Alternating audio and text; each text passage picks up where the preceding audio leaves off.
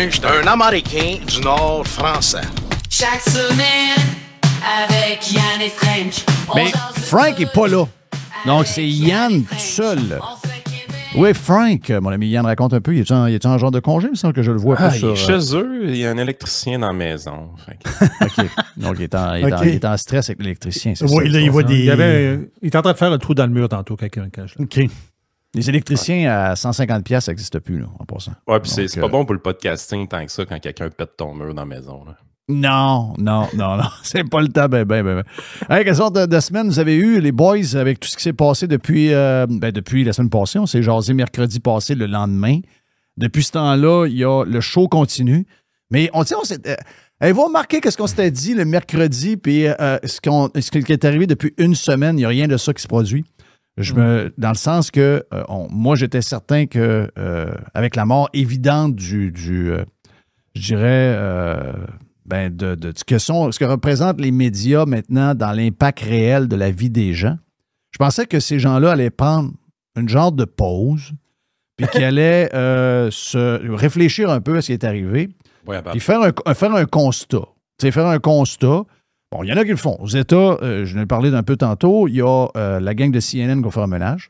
Ensuite, MSNBC qui va probablement spinner en dehors de Comcast avec CNBC. Donc, il y a des ménages qui s'en viennent dans des grands réseaux de nouvelles. Bezos, avant l'élection, avait dit on va faire telle affaire. Le USA Today avait annoncé la même affaire. On ne prend pas parti. Bezos a dit c'est terminé. Bezos s'est trompé un peu dans le timing. Il aurait dû faire ça avant. Mais il avait raison. Il faut absolument que le Washington Post envoie le message comme de quoi que c'est plus un journal partisan. CNN a ce problème-là. MSNBC a ce problème-là. Fox News a ce problème-là. Tout le monde a un problème où ils sont très, très ciblés sur un parti. Puis ça fait qu'ils sont comme un peu discrédités. Au Québec, c'est encore pire. Si on pense que les Américains n'ont pas fait nécessairement toute la réflexion qu'il fallait faire parce qu'on les écoute depuis une semaine, on dirait qu'ils sont comme avant. Au Québec, c'est pire. Au Québec, c'est le déni total, mon ami Yann. On cherche les raisons, on est sur les masculinistes, on est sur toutes sortes d'affaires. Ben, tu as deux affaires complètement différentes aussi dans la faune médiatique. Aux États-Unis, c'est capitaliste, dans le sens qu'ils vont s'ajuster en fonction d'où est-ce que l'argent va. Jusqu'à l'élection, il faut le dire, il y avait quelqu'un qui dépensait beaucoup d'argent dans ces médias-là. C'était Kamala Harris. Écoute, on l'a vu, là, les chiffres, 1 milliard de dollars, la campagne ça n'a pas de de sens. Harris. C'est 1 milliard 300 millions, dont 200 millions de déficit. Beaucoup d'argent des médias. Là, ce que je comprends, c'est même les Saturday Night Live de ce monde auraient eu de l'argent. Ne garocher partout. Le déficit, là, un peu plus, mais ça reste. Oui, mais j'avais vu 20 millions, mais là, j'ai vu les chiffres par après de 1 milliard 300 millions. Puis je me suis dit, OK, mais c'est ce que j'avais dit. J'ai dit, j'avais lu 20 millions, mais là, semblerait qu'il y a un 200 millions qui manque. Écoute, mais tu sais, c'est vraiment du gros cash. Et c'est du gros cash qui était dirigé vers Hollywood et les publicités dans ces médias-là.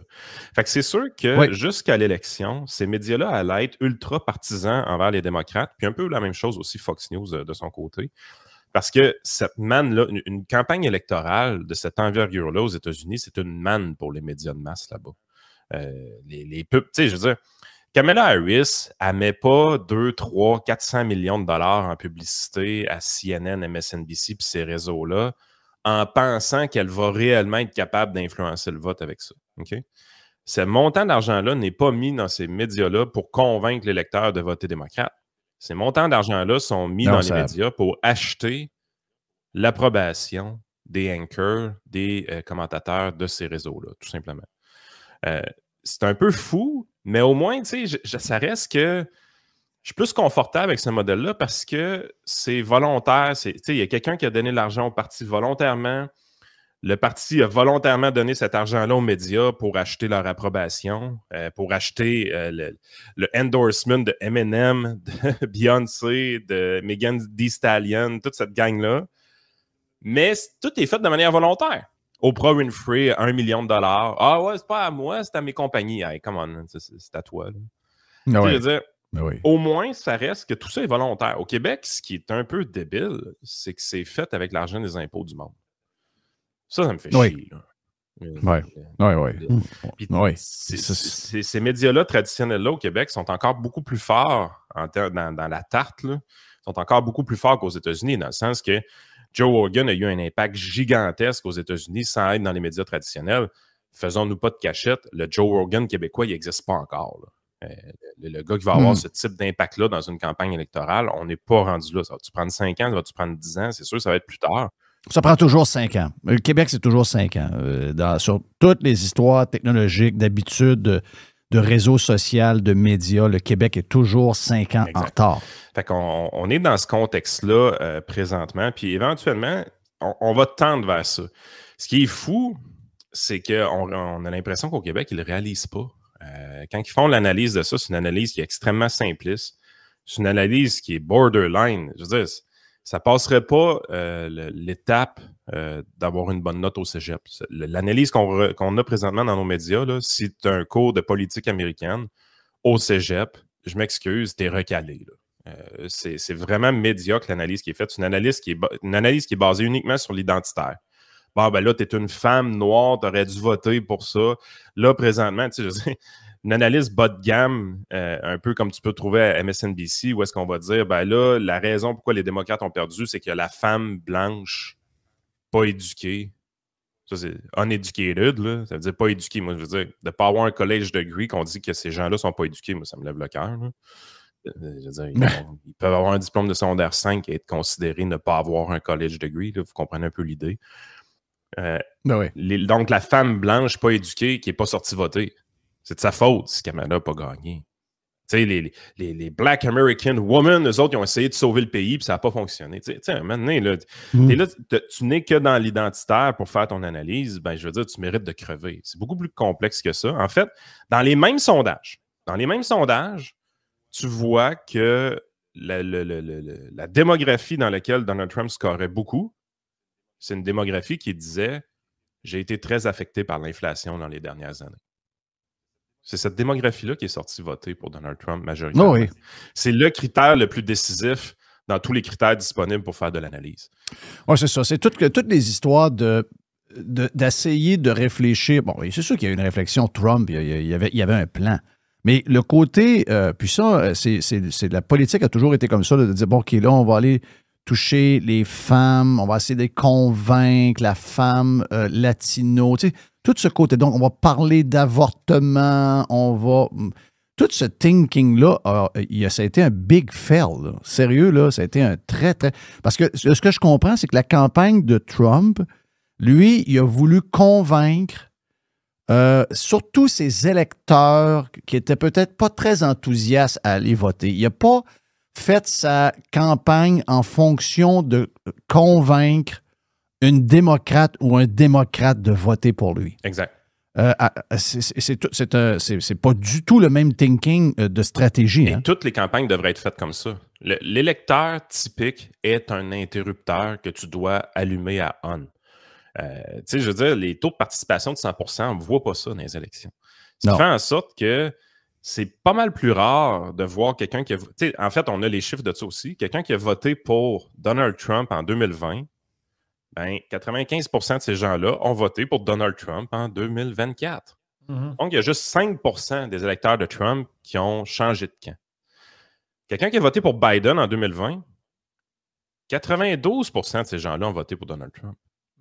Il y en a juste 8%. Tu sais, fait qu'au net, là, il y a un 3% de monde là, qui ont bougé, qui ont changé d'idée. Oh, ouais, c'est ça. Ce qui est réellement arrivé, par contre, pour Kamala Harris, c'est qu'il y a beaucoup de gens qui ont voté Biden en 2020. Ils n'ont pas voté Donald Trump en 2024. Ils sont restés à la maison. Ils sont restés à la maison parce qu'il n'y avait pas l'espoir que les choses seraient mieux avec Kamala. Il n'y avait pas l'espoir que voter démocrate améliorerait leur sort. Il n'y avait pas l'espoir que voter démocrate aiderait à combattre l'inflation. En fait, la campagne démocrate a été entièrement construite pour stimuler l'électeur qui déteste Donald Trump. Mais lui, il était déjà acquis, cet électeur-là. Il allait déjà aller voter. Mais oui, il essayait de convaincre, c'est ça, il essayait de convaincre quelqu'un qui allait déjà aller voter pour eux. Il fallait que tu convainques le centriste, celui qui est généralement peu motivé à aller voter. Il fallait que tu le convainques que ton plan économique, que ton plan pour l'inflation, que ton plan pour le futur du pays allait améliorer son sort pour peut-être le motiver à sortir. Et ça a été un échec du côté des démocrates. C'est toujours ça. Quand François Legault fait sa campagne au Québec, puis il promet 2000$ aux aînés d'une certaine façon, puis 500$ aux gens avec un chèque, bon, c'est de la politique de bas étage. Mais en bout de ligne, il y a des gens qui ont été motivés à aller voter pour ces 500$-là. Il y en a plein. Ils sont bien. encore à 500$ ou à 1000$ de gagner, malgré le sondage d'aujourd'hui. Regarde, ça, des fois, ça s'achète directement. Si tu fais un chèque... J'ai entendu, moi. J'ai entendu de gens que je connais. Ah, j'aime bien Éric Duhem, mais dans l'état où je suis, ma retraite, tout chéré un peu. C'était ça, c'était 2000. Hein? Le 2000, je n'ai besoin.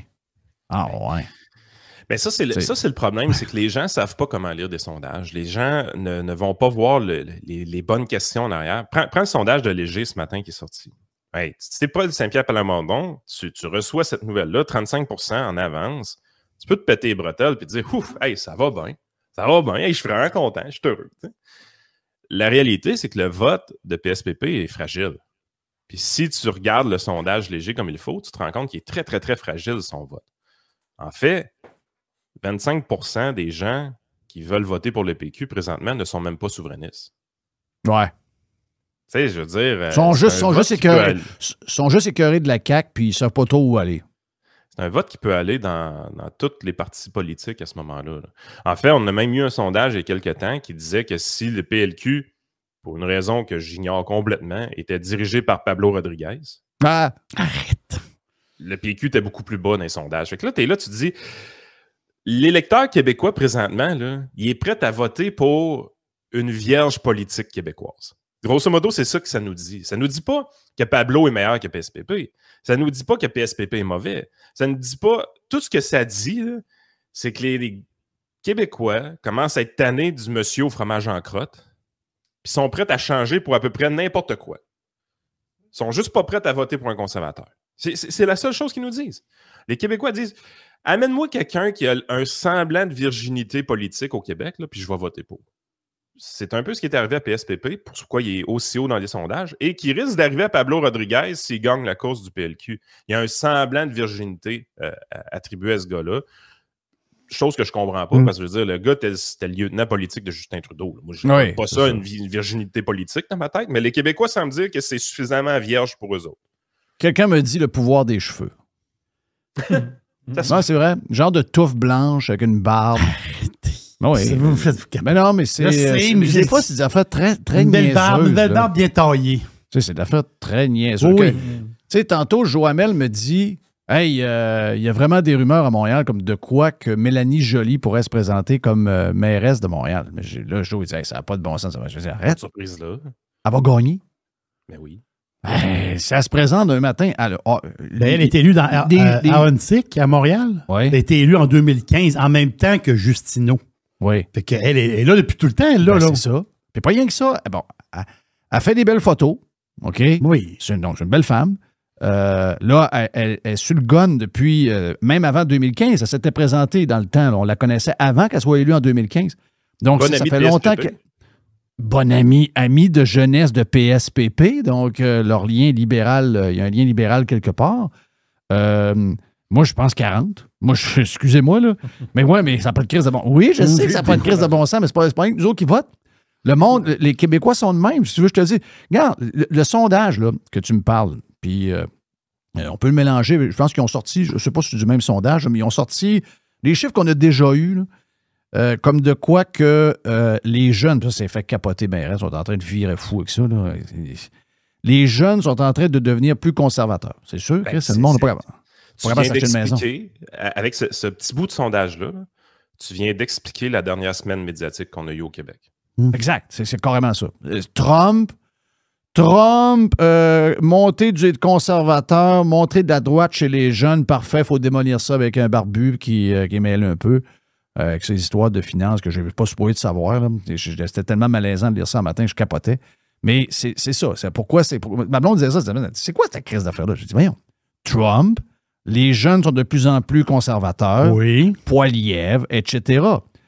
Mais besoin d'une explication niaiseuse qui colle dans la population. Donc, le petit documentaire sur les masculinistes toxiques, il faisait la job pour ça parce qu'ils les a tous tagués là-dessus. Ce qui est un peu fou, c'est quand tu regardes les auditoires, par exemple, de Radio Pirate ou l'auditoire de Yann et Frank. En tout cas, je ne connais pas tes chiffres, Jeff, mais je me doute un peu que ça ressemble au nôtre. Là. On est à quoi? 85-90% d'auditeurs qui est masculin. Nous, de notre côté, c'est peut-être un petit peu plus jeune que toi, mais la majorité de notre auditoire est en bas de 55 ans.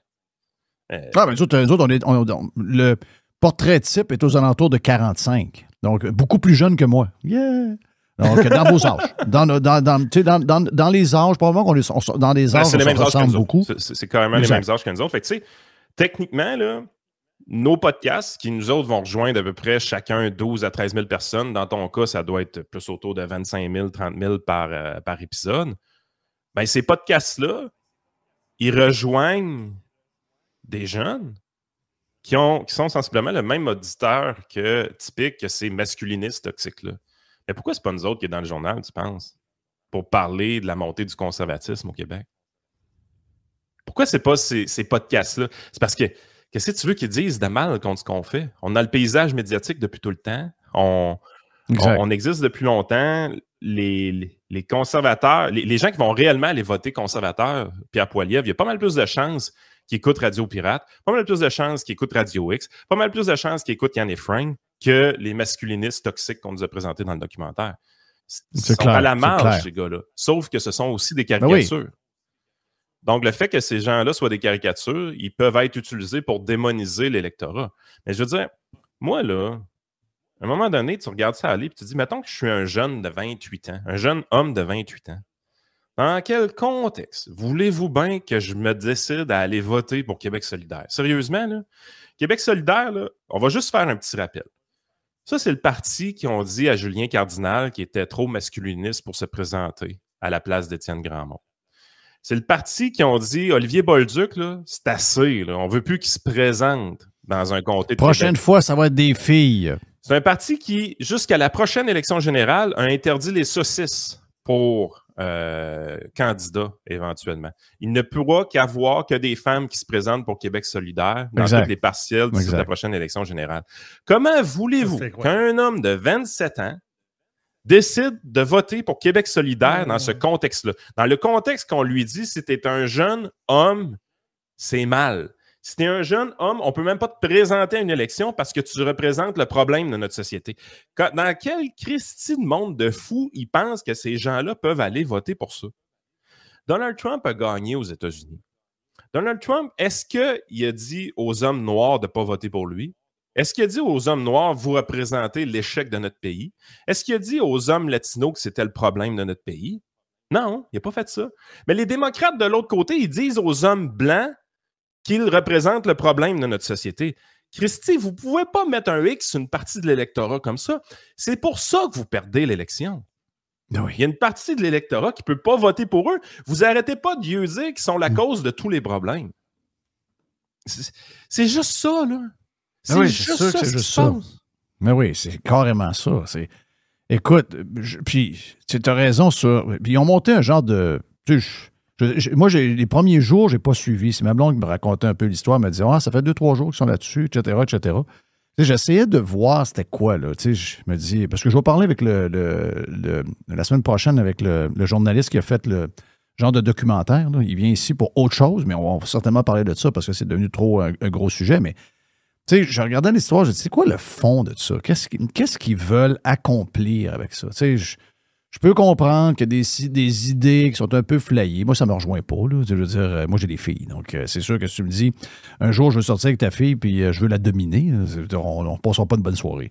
Mais je peux comprendre pourquoi certains garçons sont rendus là dans leur discours. Moi, ce que je comprends de ça, puis qu'il est monté en épingle pour montrer que ça existe, je suis content de ça parce que ça existe, puis les gens, on les voit. Oui. Là, il y a le retour des valeurs traditionnelles pour plusieurs raisons, dont entre autres ce que tu viens de citer là, où on les traite de tout et non, puis qu'on les éduque d'une manière un peu bizarre, puis on les écrase, puis on veut favoriser telle minorité, puis tel autre groupe, puis que finalement, ces personnes-là sont absolument à rien. Jamais on fait quelque chose pour toi.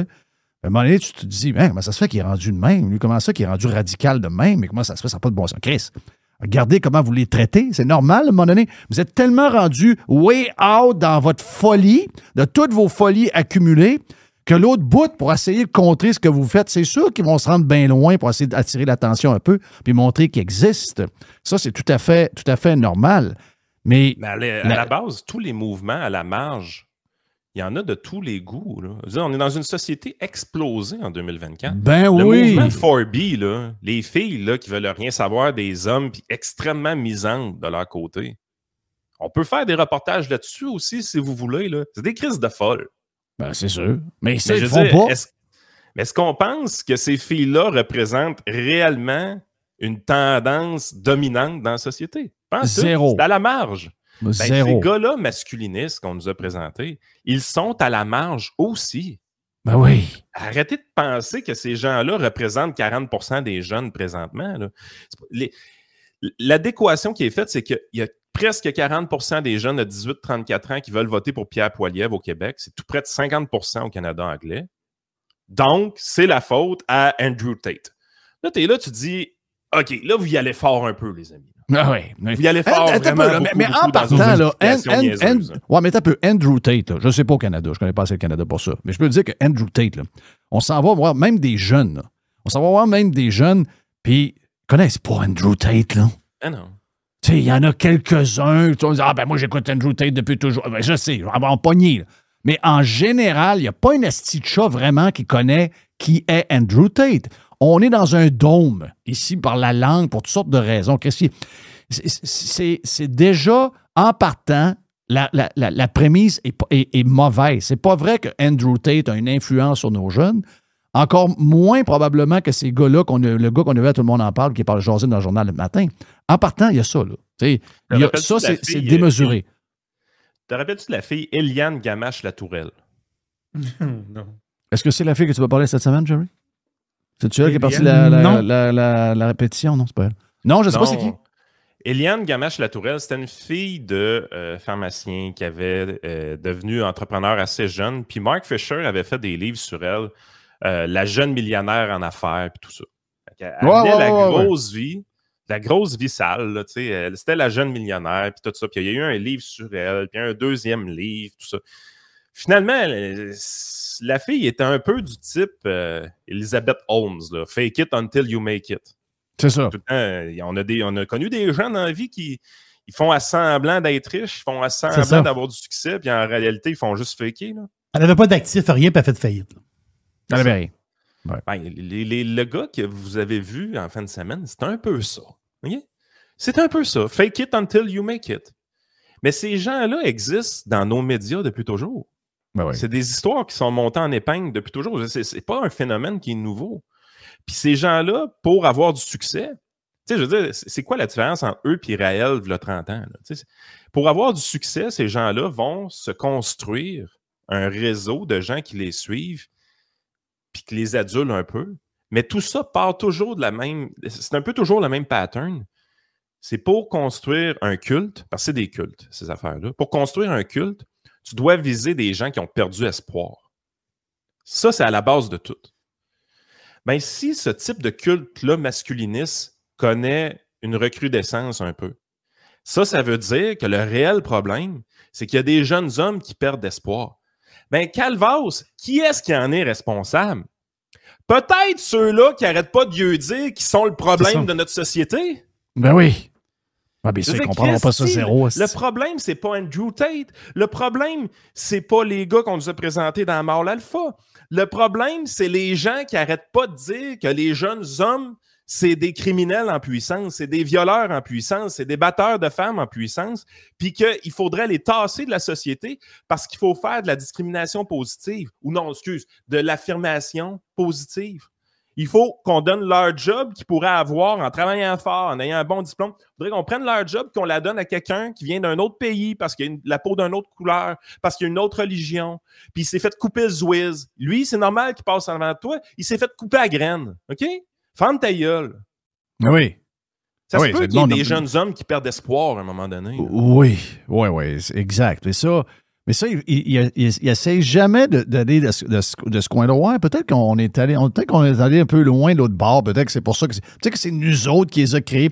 Ils se posent jamais. Mais quand on a commencé le podcast avec ça. On a commencé la question, c'était est-ce qu'ils se posent des questions à savoir qu'est-ce qui s'est passé? Mais ils s'en posent jamais, ces gens-là. Ils ont un agenda, ils ont une mission. On peut bien détester, je vois le vert. On peut bien détester. le co-animateur qu'on a chez nous, Joey Aubé, il a participé à un reportage à Radio-Canada sur ce sujet-là. Une entrevue de 15 minutes avec la jeune femme qui semblait extrêmement bien intentionnée sur le reportage. 15 minutes d'entrevue avec elle. Elle a pris 20 secondes de son clip. Toujours ça. Elle a pris 20 secondes qu'elle a placé tout de suite après une phrase dite par quelqu'un d'autre qui impliquait que les valeurs patriarcales de notre société, c'était ça qui comptait pour les jeunes conservateurs. Joey me l'a dit dans l'entrevue de 15 minutes, j'ai jamais parlé de patriarcat avec elle. J'ai parlé d'économie beaucoup, j'ai parlé de couper les dépenses, réduction de la taille de l'État. Ouais. Il était en sacrament, Joey, là. T'es pas content, là? Ouais, mais ça, c'est le défaut aussi de nos médias. Tu fais des entrevues de 15 minutes avec 4 intervenants, plus un vox pop avec d'autres intervenants, puis ce que tu chies comme travail, là, c'est 2 minutes et demie de clip sur TikTok. Sans plus, avec un texte qui accompagne ça. Ah, puis le texte est débile, là. Sérieux, le texte est débile. 15 minutes d'entrevue que Joey a faite, s'il te plaît? Il peut. OK, fais-le en version edit pour quelque chose où ce que tu veux être sur une plateforme où ce que tout le monde écoute des affaires de 30 secondes à 1 minute. OK, parfait, fais-le. Mais mets-les quelque part en entier. Ben, c'est drôle, hein, ce débat-là. Là. Moi, je l'ai eu il y a exactement 17 ans. J'avais négocié avec la gang de Tout le monde en parle. Je ne sais pas si tu te souviens de ça. Ben oui. J'avais négocié avec la gang de Tout le monde en parle parce qu'on avait fait. Ils m'avaient gardé 1h27 minutes sur le gun. Hey. Et puis on s'est entendu sur les sujets, puis là, finalement, sur un paquet d'affaires. Et 15 minutes avant la diffusion du show, Guillaume Lepage, ouais, il faut que je te parle. Finalement, on ne passera pas ce qu'on avait dit, on va aller vers autre chose. Mais je te promets de te réinviter pour les autres sujets qu'on a jasés dans la 1h25. J'ai dit, Guillaume, je sais que tu ne le feras pas. Mais j'ai dit, puis je sais que tu ne me rappelleras pas. Tu as eu ce que tu voulais, parfait. Est-ce que tu peux mettre, parce qu'en 2006, il était possible de mettre déjà sur le web une genre de version soit audio. Il y avait déjà les radios égaux de ce monde, les patentes de main. J'avais dit, est-ce que tu t'engages à mettre l'entrevue audio au complet? Puis nous autres, on va s'occuper de la réponse. Ah oui, c'est une bonne idée, j'en parle à André, j'en parle à la direction, on devrait commencer à faire ça. Ils m'ont jamais rappelé, ils ne l'ont jamais fait. Alors que c'est une très bonne idée. C'est une très bonne idée. Montrez-nous tout ce que vous êtes. Mais tu sais pourquoi ils ne veulent pas le montrer? OK, plus de...